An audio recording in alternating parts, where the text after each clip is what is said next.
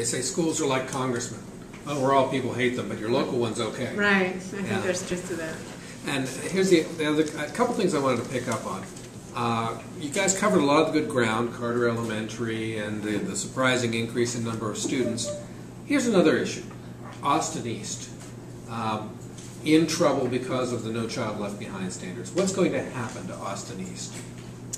Well, there's been some indications earlier that it was going to be on this list of, to be taken over by the state. But actually, I don't think that's going to happen because they were using old criteria, and they were also using test score and graduation results from 2009 rather than the most recent year. And the school's already been reconstituted and has new leadership, a lot of new staff, and also, more importantly, more focus on how to get where they need to be. And I think, that they've had a lot of good results just in the last year that will remove them from being eligible for state takeover.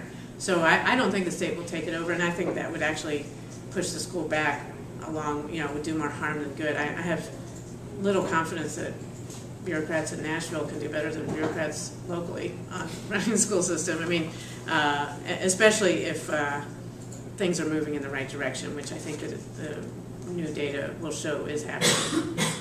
You mentioned the Leadership Academy, which is done in conjunction with UT. Mm-hmm. What's UT's role in that, and how does that work?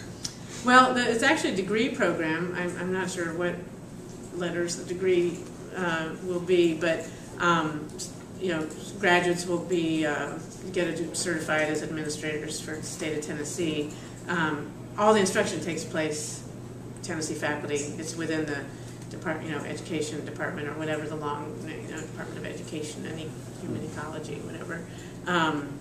So they're guiding it. They have the professional the practitioners as well as the theory professors to instruct and guide, and then they have the more clinical experience in the actual schools. So I think, UT is providing sort of the academic side of things, and also the oversight within the schools, like to make sure that their on-site experience is instructive, not just them, because a lot of these people are already, assistant principals in places, and we don't want them just to be continuing to do their old jobs. So these are persons who are already in the school system, already hired as teachers or assistant principals, mm-hmm. and they're going to UT, and they're in a degree or certification program mm-hmm. to become ready to lead schools. Right, and also one thing that's huge that the donations have enabled us to do is they earn decent pay, not graduate school stipends. They're earning, it's not a sacrifice for them to take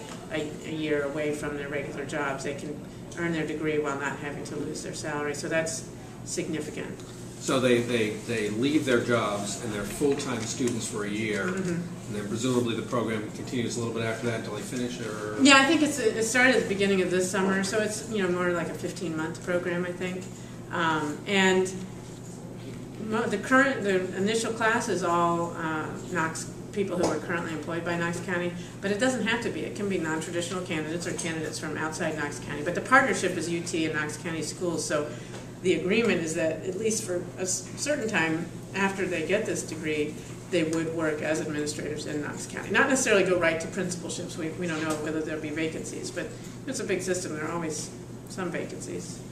So are there ways that UT could cooperate with our schools that we haven't explored, that we haven't tried, that we should? I'm aware of a lot of great ways that UT is already involved in our schools. I would just say use those existing programs and add students. There's nursing students who are providing nursing services in our schools, and teacher interns. Social work. I would say whatever you're studying in school, if you can apply it in the Knox County schools, there probably already is a program, but if there isn't, let's find one. Student speakers, the journalism programs in our high schools, maybe some of them are underdeveloped and could use some mentors from your students who might be able to bolster that, start a newspaper, website, whatever form of media would be good. Any other questions for our guest?